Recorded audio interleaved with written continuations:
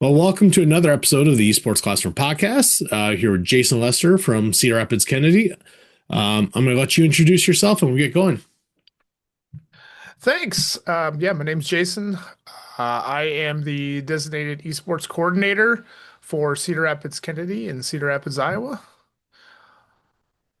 And Um, oh yeah, I, I've been coaching, this is my fifth year in esports, but I have also been a football coach. This was just my 21st season that I just completed. So I've been coaching a long time, but esports has been five and going strong, getting bigger, getting stronger. More kids, more involvement, all the things you love to see. and that was like one thing interesting to me. You get to be you're a football coach and esports coach. So of course, fall is probably not a big esports season for you. So it helps if you have other coaches on board. Yes, I do have a coach that helps me out. I picked him up last year. Yep. He's also in the building, so that helps. I was not going to do anything esports in the fall, just as a lot of people know, coaching football takes a lot of time, and I was like, "There's just no way. I Yep. physically cannot do it." But I had somebody else who wanted to take the reins in the fall, and I said, "If you want to do it, absolutely." And we didn't have a Smash team last year, and we have a Smash team this year, and we went from 0 players to 24. So, uh, I think he's was rethinking the numbers and how many kids we Yep. let play, but it was a scramble to get switches and all that stuff, and but we were able to pull it off. Yeah, and that's the interesting thing. I think so. Cedar Rapids Kennedy about the same size as my school, Ames High. Um, We're in the same division when we play at football. Luckily, we didn't play each other this year. Although, yeah, we We won't talk both about had years, football. football wise. Yeah, yeah, We both had it's fun. years. Um, but your numbers, like you have 24. I was only really around 12 or so, which I was okay with because I'm still working on getting enough Nintendo Switch equipment. I have all the PCs I need. It's that Switch equipment that I'm still working to get more of, and Yeah, that is always a limiting thing. I got very lucky. I got a really big supporter in the community. So when I start throwing stuff on donors' choose, usually it's bought within the next week, and that's been the Yeah. case in like the last 3 months. So I'm very fortunate that he's a big supporter of my program. Yeah, that is a key thing to have just because that fundraising part. That's I guess this is the first year my son was in high school football. Like how many fundraisers they do. Like I was not ready for that. I'm like the first month, I'm like, oh, three different fundraisers. Okay, guess we need a lot of money.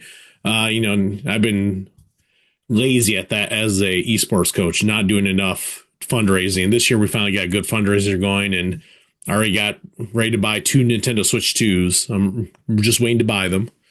Well, You know? fantastic. I got lucky. I have five, I think, right now. Maybe four. I can't remember. Four or five, one of the two. So you've been a football coach for a while. How did you get started as an esports coach? How'd that get going? So we'll try to make it a little bit short here. I was not always a teacher. I worked in the production theater business in Cedar Rapids, the Paramount Theater. COVID happened, so I decided lost my job, just like a lot of arts people, like a lot of people, and Yep. I was trying to figure out what I was going to do when I come back.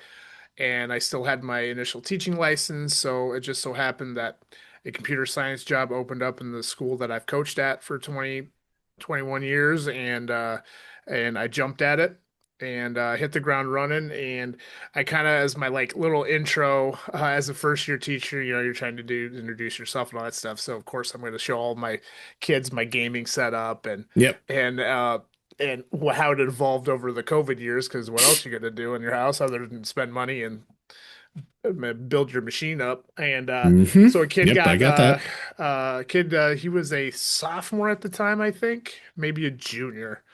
And he just came in my room and was like, "Hey, I heard you like video games. I play Rocket League. We'd really like to we have an esports club, but at the time it really wasn't anything big.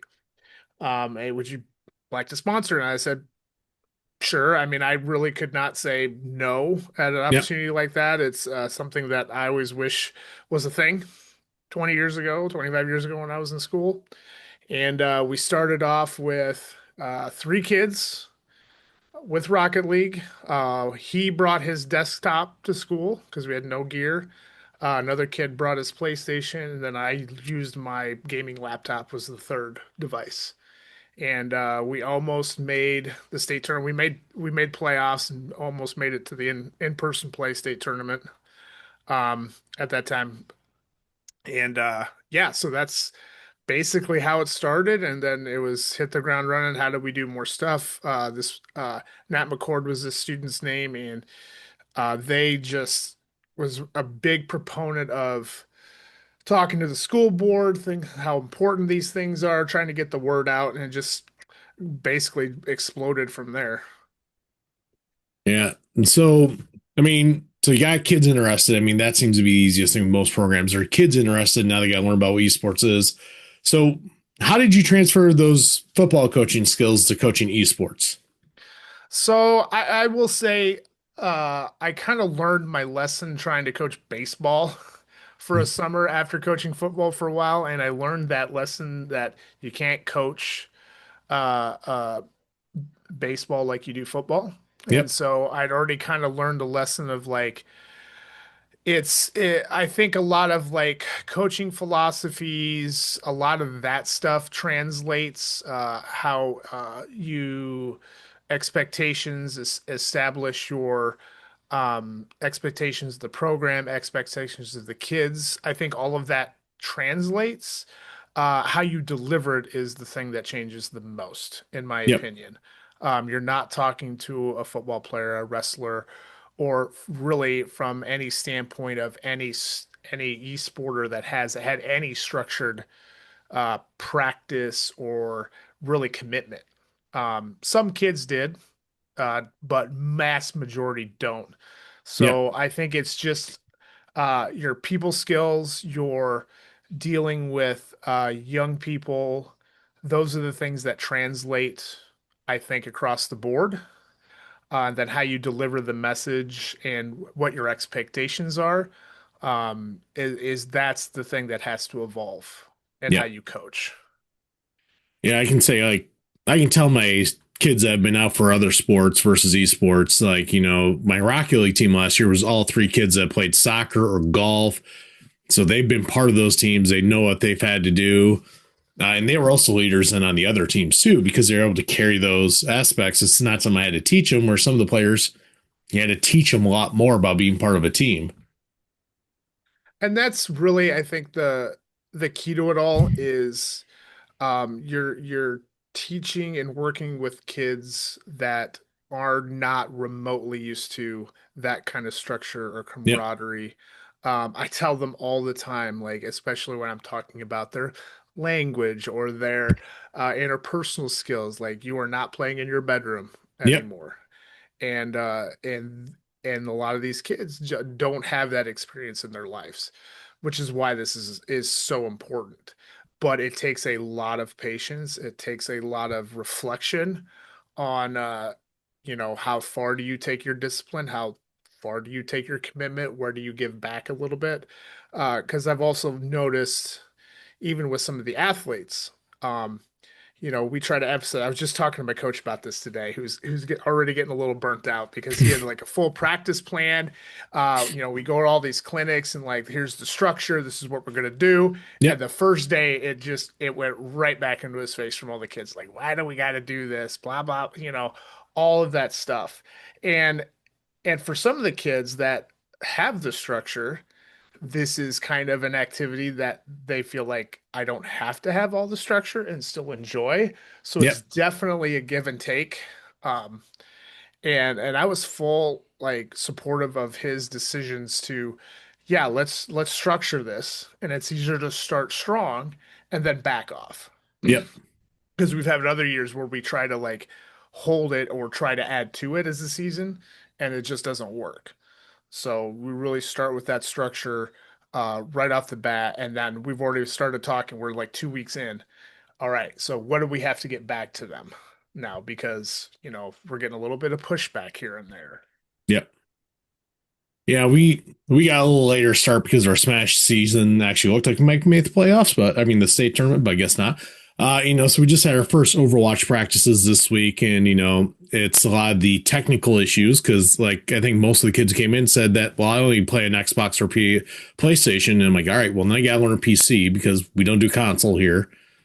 So that was a big change for a lot of them, just getting that technical part out of the way because that brings Right. frustration for them, And then we can work on the team building and all that. That's kind of like I'm not sure you always see that in other sports where now you have to learn how to log into your account. So it's kind of like learning how to put on pads for the first time or something, I guess, for football, Absolutely. Yeah, I've instead got of a just throwing bunch the of ball around. kids. So I got very fortunate because I was able to get some good Perkins funding Yep. for some new desktops. And so I had 22 desktops that just showed up on Monday. And so I've been feverishly putting those together and getting that all set up last couple days. And then there was oh, you've never had a PC before. Oh, you Yep. don't know how to shut it off correctly. Um, you don't know these things. You don't know your login to Blizzard or whatever. So, yeah, it's definitely. And then I had one kid who's like just a controller player, but is like, I'm gonna try mouse and keyboard. I said, well, Hmm. good, because this you will be better in the end, and I just want to give it a shot. And yeah, there's all those growing pains that come along with it, and it's like you look at a traditional sports athlete, most have been doing this stuff since they were 5. Yep. Uh, Console players probably have been doing it since they were 5, but no structure, no consequences for bad behavior. Like Yep. we are teaching 13, 14, 15-year-old kids how to do this 10 years later Yeah. that most places have had. Yeah. We are seeing, I guess, I'm have the benefit of one middle school that feeds into my high school, whereas I know Cedar Rapids is different. I did start my teaching career there, so I understand the system there being a district where you have really 3 public high schools. You also have Metro. We'll talk about Yep. Xavier there too. So you have a lot of schools in the area, but as far as public schools, you have multiple middle schools that feed in. So maybe it's a little harder if they don't have a middle school esports program. Whereas I'm Yep. starting to see the benefits of a middle school esports program, even if it's still getting started, because I had a lot of freshmen that showed up for Smash. I have some freshmen showing up for Overwatch. Didn't see them show up for Rocket League yet, so And that I'm is kind of worried about actually my numbers. and that's actually changing it for us. I just got an email today. There's 3 middle schools that are trying to set up networks and all that stuff. And I'm able to give some of my older PCs to our direct feeder, which is Harding. And he's been chomping at the bit. Hey, when you get ready? And I was like, yep, Yep. I got him. I got my other stuff installed. I just gotta do, the normal. Hey, I gotta get rid of this. I gotta put this on. I'm deciding whether I'm gonna reformat. Yada yada yada. But he's very ego and he's got your kids. So, if it starts there, that's only. And I'm very very fortunate. I mean, to go from no devices to where I'm at now. Yep. I never thought we would get here. I didn't think from a district level we would get here, as from an IT standpoint we would get here. Uh, and I was really worried about actually growing the program too much because how do you have 16 kids interested in Overwatch with 5 devices, 6 Yep. devices? Like they don't want to just sit there and not do anything. So I really was struggled. Like we talked about, like, do we just tell kids some kids they're not going to play? Like I don't want to turn them away, but the reality of how expensive PCs are is the reality of how expensive PCs are. Yeah. Well, and also for those who don't know, Cedar Rapids had a major issue in the Yeah, that last didn't couple of help years. either. Yeah, they a little ransomware issue, Yep. which hits a lot of the PCs. And again, our gaming is on PCs. You weren't the only district. I mean, Des Moines, but Des Moines doesn't really field much in the way of More esports. Linmar did. Yeah, Linmar was probably a big one. yeah. So controller, you mentioned controller. So do you allow your Overwatch, since you always have a good Overwatch team? Do you allow your Overwatch kids to use controller, or do you hold them to keyboard and mouse? Most all of my varsity guys have been keyboard mouse. Yep. I had 2 that were pretty hardcore console ones. One went to keyboard mouse, was fine. The JV guys, the new ones that are coming this year, I've given them the option just to kind of get back into it, and really they just gravitated to PC and are like, I need to learn it. Yep. So yeah, that's fine. I don't really have a hard decision on that. I want them playing whatever they feel is comfortable, especially if our practice time is it, Yep. because like they can't go home and learn it. But I have seen an influx of, kids. At first it was, oh, can I just practice at home? But now with the gear we have, it's like they don't want to leave. Yep. Yeah. Well, and I think that's just because I know some coaches are definitely the PC games, the first person shooter games. Like we got Overwatch, which you can use controller or keyboard and mouse. Keyboard and mouse typically is better, but again, getting kids interested in that because I know when I started at Ames, when I was at Nevada, other coach there took care of Overwatch. He was very much your keyboard and mouse. That's it. No controllers allowed. I'm like, well, I'm a controller player though. Like I am not great with keyboard and mouse. It's just the way my hands work. And then, I started Ames in my first Overwatch team, my tank, she's using controller. I'm like, you go right ahead because you're playing really well. I'm not going to stop you. I just want Yeah. to get you It's playing. like anything, like any kid, like it's to the kid. It's you gotta coach to their strengths, and Yep. you want them playing confident. You want them playing fast. We say that all the time in traditional sports. Is It's no Mm-hmm. different. If you're Yep. playing faster and more confident with a controller versus fumbling with a mouse and keyboard, I want you playing fast and confident. Yep. Yeah. I mean, that's why you also see with like Rocket League, everybody's using a controller because that's typically it. Except there was a kid at state last year who was keyboard and mouse. I have a kid that's keyboard Yep. mouse. I have one this year Where he now too. plays. And I even told him, like, hey, we had a team at state we were facing keyboard and mouse. He was a really good player. I even told that kid at state, I'm like, hey, for a keyboard and mouse kid on Rocket League, you did really well. I hope he took that as a compliment. I mean, I did mean it well. You never know. Yeah, We have a different type of kid we deal with for the yeah. most part. So what are some, kind of talk about some of the challenges, I mean, equipment and that. What are some of the big wins you've had as esports coach? I am Nat McCord was a big win.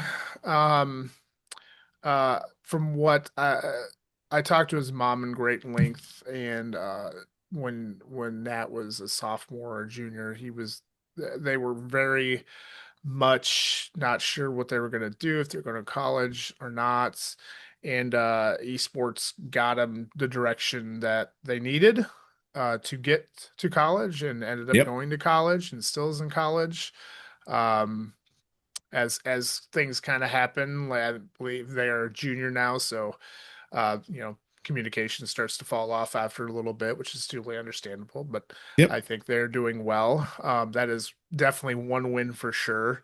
Uh, my other one is probably one of my Valorant players from last year who isn't one of the most timely people. Very good Valorant player, very, very good Valorant player, but very late after state last year, was not looking like he was going to go to college. And then after state, got back to talking to the Marshalltown coaches. And now he's at Marshalltown leading that Valorant team, who last I knew was undefeated. I haven't caught up in the last couple weeks, Yep. and is getting straight A's, and wasn't even looking like missed all the deadlines to go to college, and just worked out for him, and is doing pretty good, as from what I understand. Yeah. I mean, that's in our case of esports giving a kid an opportunity. Maybe, who knows what that kid does without that opportunity to play esports in Marshalltown, what they do And next. it's like, and that's why I think, like, I feel like from what I've seen the last 5 years, is like we're really giving a whole, I don't want to say genre, but a whole section of kids that traditionally don't do a whole lot within the school. Yep. And as you probably, I don't know how it is in Ames, but I know I can honestly say over the last 10 to 15 years, even like school pride, all of that stuff is on the downturn. Uh, and if I can get these kids even to wear a Kennedy jersey, that's pretty good. Yep. Um, have some pride in your school and your community, and that's the development part. I really struggled, uh, as much as I thought some of the stigmatism of video gamers has gone away. I found out really quickly over the last 3 years it's not the case. Yep. There's still a stigmatism out there of like it's not cool to video game, even though if I could talk to a football player, how many times he's played NCAA or Madden the last 3 weeks, and it's over 20, then you're a video gamer. I'm sorry. But like I tried really hard to get my kids to be recognized, and most of them don't even want to be acknowledged. Yep. Um, and I have to respect that until I can develop and I don't even necessarily culture is the right word, but just develop the confidence in the kids to be like, this is what we do and we need to be proud of it. Yep. Um, and we're still struggling with that. It's still an uphill battle a little bit. Yeah, I've seen that a lot more so at Ames than I did at Nevada. So Nevada being a smaller school, I didn't really run to that maybe as much because in a smaller school, you know everybody. And I know that because I've Yeah. been to smaller schools. But Ames, I thought with all the clubs and organizations we have, but I have a couple of my The esports big, kids like who were doing well, but they didn't want their name in the announcements. It's like, just say the team, don't say the players. I'm like, all right, yep. I'll do that. I'll leave it up to you guys. I mean, I had a kid that was had to deal with that. I couldn't acknowledge that he existed, and that was the only way he was going to play Valorant. Yeah. Um, and well, I want to play Valorant, so I'm good with that. Yeah, I have the same thing with one of my Rocket League players. I was hoping he was coming back this year. He was the one I was questioning, but he reached out to me. He's like, when's practice? I'm like, that's what I wanted to hear from you. You know, we got to defend that state title. You Yep. know, Absolutely. I And want more I hardware. think small, I mean, that's just natural. Like I Yeah. think I'm from Oskaloosa originally. So I'm from a 3A school, which they're 4A now for football, but 3A for other stuff. Um, we had kids that were in theater and did football and all that stuff, and it wasn't that big of a deal. And that actually my culture shock is when I went to Central and it was a big deal Yeah. because bigger school, more segregation, more, hey, you're not cool. Doing theater because I was a theater major. That's my background. It's my bread and butter. And also the other way, I had theater people that were like, "Oh, you're a football player. You're just a jock." Yeah, sucks not fitting in with anybody. Yeah. I mean, that's the problem with a lot of high schools is again that stigma. Uh, I think that's why I still like Ames. Like I said, Ames is a very progressive town. Our theater department actually gets a lot of accolades and a lot of people support it. Um, we have a really great auditorium too, so you should check that out. You know, best in the state. Now my son's involved with that, so I have to go to all the plays and musicals. Because I have all that free time. Yeah. Um, so I'm kind of curious, like, so you're at 103 public high schools in the city. Have the other two taken on esports now? Because I don't Wash think I've seen a whole has. lot. Wash Uh, has. I think they're in state for league right now. So they picked up about 2 years after I started. yeah, Jeff, I think, has the kids, doesn't have anybody that's interested in taking on the extra work, essentially. yeah, And I think Metro messes around with Smash a little bit, but they all just do their stuff local, yeah. just in the school itself. But Wash is fairly active. They're getting a little bigger um and getting more active. Sorry, I had a cough. Actually, I'm gonna have to reach out. I used to teach at Jefferson. That's where I started. So I'm gonna have to like poke some people. Like, you gotta do this. Well, Come I've on. and there's a couple of I think Wilson feeds Jeff. Their middle school guy is very interested. So it's starting there. So Yeah, hopefully if the coals start burning there, the fire will kind of reach the high school and somebody will take it on. I think that's always the hope. Um, kind of touched a lot of things a little bit. Kind of what is I think about next second. What is kind of still like a thing you're hoping to do with the program? Like, what's the next step, or where are you hoping to go next? So it's, I think for me, and I do struggle with thinking about this. I waffle between, is it or do we do stuff with our practices? Do we try to make this more like a sport, which we've talked about at length? Or is it more just about, the community aspect and winnings kind of secondary? And it's really a struggle because the kids, some of the kids. Val's excluded because my Val team was locked in on practices, maps, strats. There's a reason why they were as good as they were. And they were committed. Overwatch, my other guy, there's a lot of people that just want to play. Some are, uh, really locked in, but not everybody. So not everybody's bought in. Yep. Like, so it's really finding that balance between, you know, are you going to be disappointed at the end of the year if we don't win? Because I can obviously point back to why we didn't. Yep. Um, so I think it's just for me, and this is literally stuff I was just talking to with my coach like 20 minutes ago before we started recording. Like for me, like we had this big picture, but I'm also considering it a win if all the kids show up every day consistently. Yep. I think that's a win. It's realizing, hey, this is commitment. And if I can teach a life skill, um, through esports, then that's what we're supposed to do. And we will have teams that are locked in and want to win it all. Our Overwatch team got pretty humbled last year when we beat DCG the year before, won state, Hmm. and then last year they trounced us. So, and they were locked in and committed. We were not as much. Um, and I think that starts at the ground level. Um, I think that starts even at the eighth grade level. I think that starts when they're freshmen coming in. I think it's tough, and so my plan is to really start putting those expectations on the younger freshmen when they get to us, so that they understand what the structure is supposed to be. Yep. I mean, you'd asked me 6 months ago, it'd have been like, I need computers, I need all this stuff. So I'm pretty covered there, so I'm pretty Hmm. happy with all that.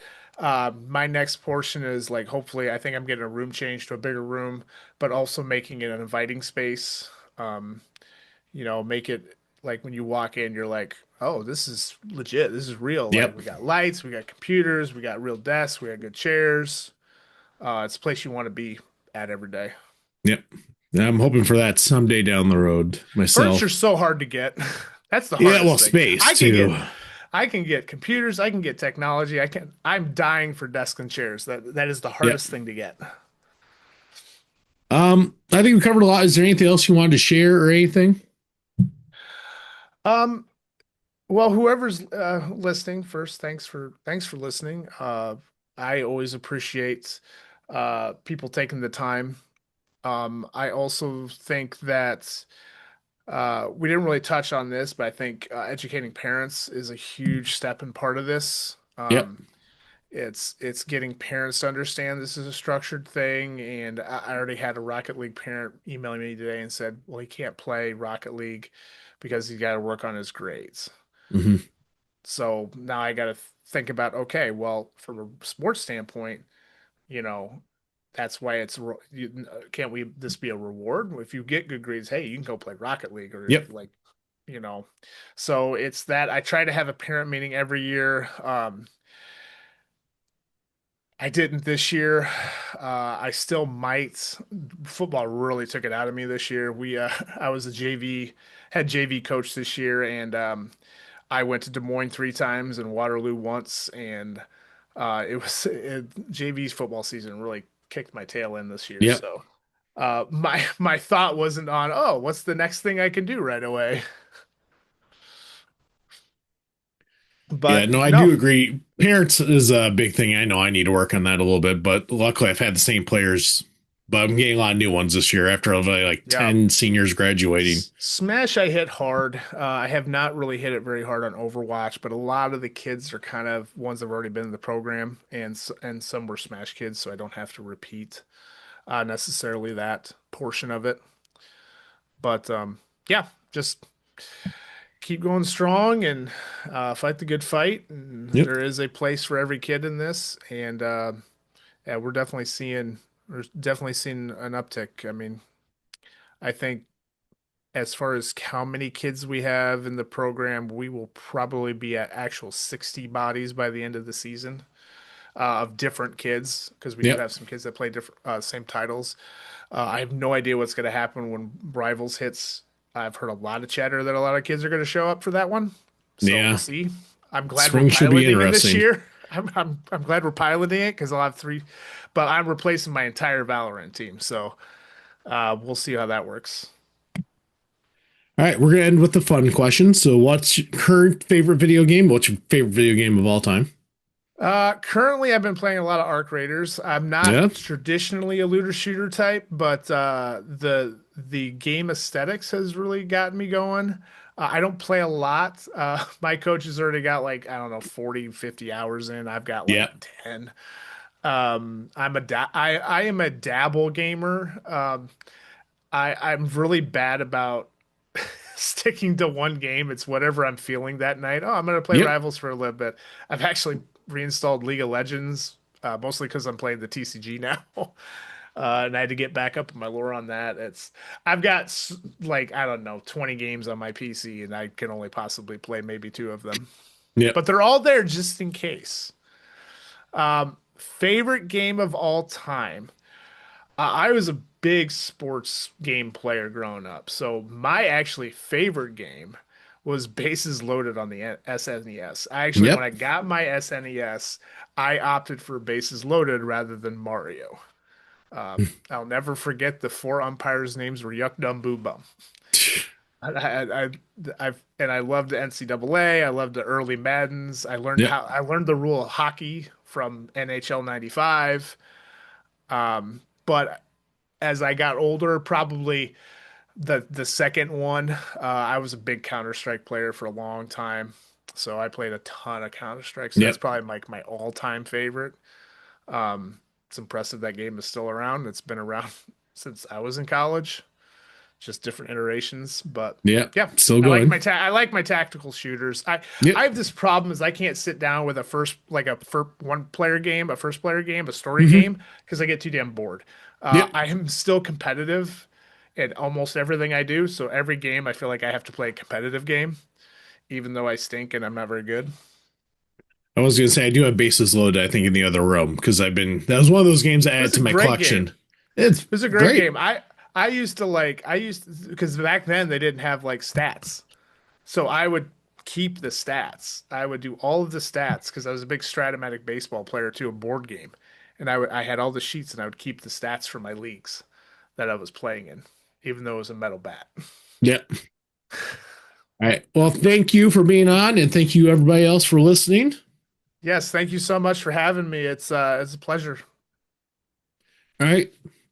Keep listening for some future episodes.